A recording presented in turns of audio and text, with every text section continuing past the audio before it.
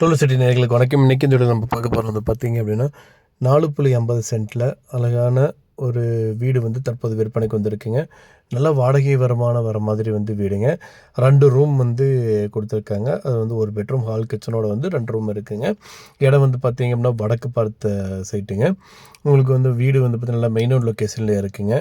வீடெல்லாம் வந்து நீங்கள் கட்டி ப்ராப்பராக வாடகைக்கு விட்டீங்க அப்படின்னா உங்களுக்கு வாடகை வருமானமே வந்து 12,000 வரைக்கும் உங்களுக்கு வாடகை வருமானம் வந்து வருங்க.